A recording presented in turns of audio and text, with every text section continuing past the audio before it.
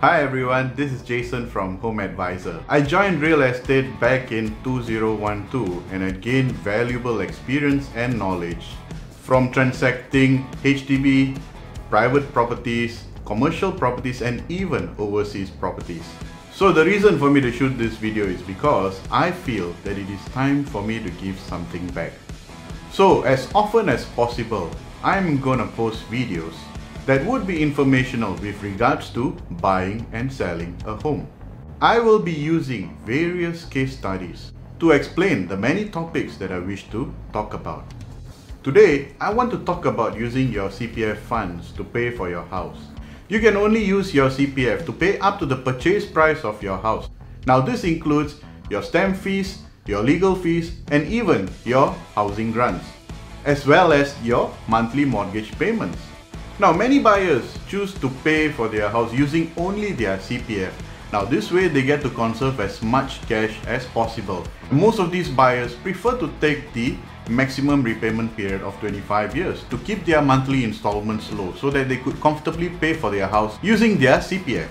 Now what these buyers are going to find is that in such scenarios, most of the time, right, their CPF limit that they can use to pay for their house will be used up even before the loan is fully paid up. So when this happens, they will have to use cash to pay for their outstanding loan for the remaining loan tenure period. Unless they fulfill a condition of setting aside their basic retirement sum, even if they are not 55 years old yet, then they could continue to use their CPF to pay for their house. Okay, let me share a case study. Now, sometime last year, I had a couple who engaged my services. They wanted to buy a 4-room flat in Hougang that is nearby their parents' place. So after going around, they finally shortlisted a unit that was selling for $405,000.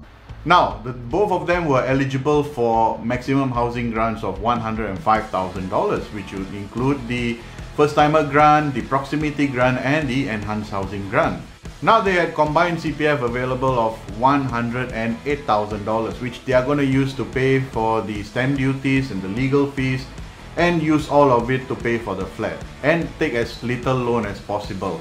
So for a $405,000 property that they shortlisted, the loan that they needed $205,000.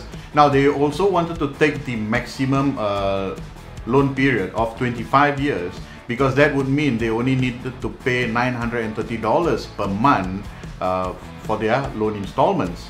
And this was very affordable for this couple.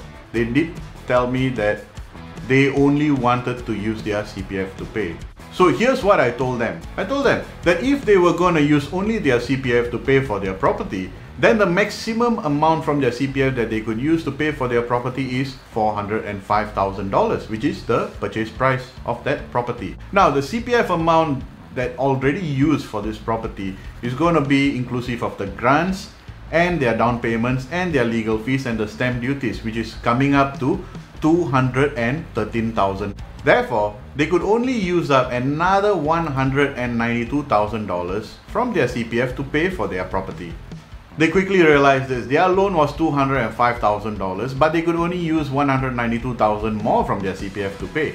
With a cap of $192,000, they will no longer be able to use their CPF to pay for their house in about 18 years' time.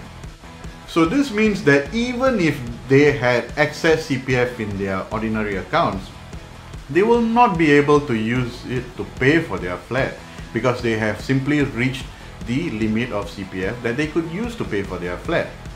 Then they asked me, so Jason, what can I do? I have this much of excess CPF in my funds, but I can't use it to pay for my flat. Is there any way? Yeah, sure, there is a way.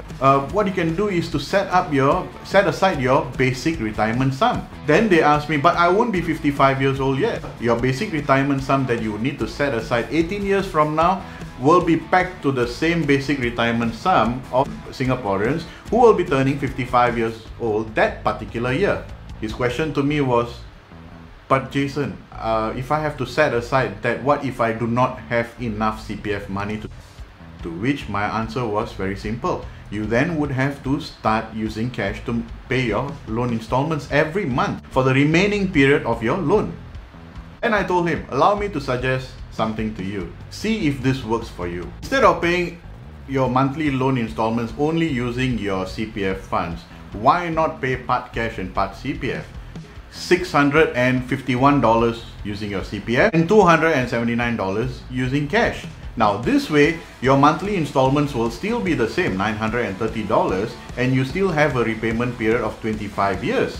By doing this, in the same 18-year period, you would have only used up $140,000 of your CPF. The benefit for this is that, firstly, by paying part cash and part CPF, your excess CPF funds would continue to grow in your CPF account. Let's not forget that CPF board pays 2.5% interest per annum on that.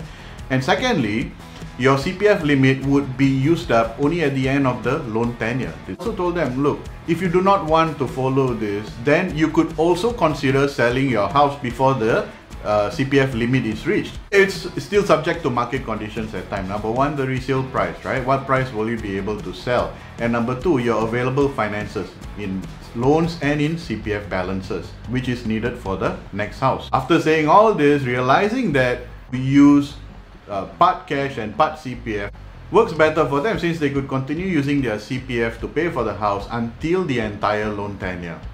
They finally purchased the house and began the new chapter in their lives. Now, the purpose of me sharing this information is the many owners who have approached me to help them sell their house because they are now facing this problem of not being able to use their CPF to continue paying for their house because their CPF limit has been reached. And they would have to start using cash to pay for their loans, and they are not able to do so.